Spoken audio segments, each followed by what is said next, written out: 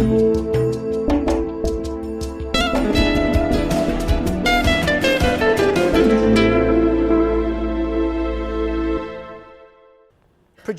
Progesterone is my best hormone. It is the best hormone. It's the one I have the most fun with. Progesterone is what almost everybody, all the women need. PMS, no such thing. Ooh. Go ahead, give it back to me, yell at me, tell me that you've never been through PMS. Of course you say PMS, no such thing. I say there's no such thing as PMS. There's only PDS, Progesterone Deficiency Syndrome. PMS gives you bloating, progesterone takes care of the bloating. PMS gives you headaches, progesterone takes care of the headaches. PMS gives you irritability, put on the progesterone, it calms you down. Progesterone binds with the same binding sites, the GABA receptors in the brain, that Valium does. So let me ask you something. If you know somebody and they're taking Valium all the time and they're sitting there like this, you say, oh, okay, life is all right, everything is great, and they're nice and calm. Everything is calm. Oh, look, the house is on fire. You know, everything is nice and calm, and then you take the Valium away from that person. How are they going to be? Don't look at me that way. Don't do it. Oh, always constantly on their nerves, always constantly upset. Why? Irritable, to say the least. Well, you have natural progesterone that's being made. Remember those eggs? Okay? They were making a certain amount of progesterone for a certain amount of estrogen. Well, now they're not making any more. Remember, the volunteers are gone. Okay? You got the low end, the low of the barrel of the volunteers. Not enough progesterone. How is that person going to be? Guys, you must be sensitive. Okay? The women need our help here. Women will have, it's just as if I told you, if a person that was on Valium and is no longer on it and they take it away, they're going through withdrawals, the withdrawals of progesterone. We must be sensitive to their needs. Progesterone is an incredible hormone. I tell this story about my wife.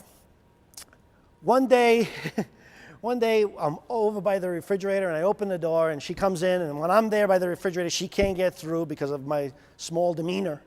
And she comes up and she says to me, I'm going for the Hershey bar. Earlier that year, we had bought this huge Hershey bar for one of my kids, and we just left it there. It's pretty much like a plaque, you know? And she goes, I'm opening the Hershey bar. I said, honey, you don't want to open it. No, I'm opening that Hershey bar. And I said, I knew if I didn't get out of the way, I was going to get hurt, okay? But I said, you know I talk about this. You know I know what I'm doing. Listen to me.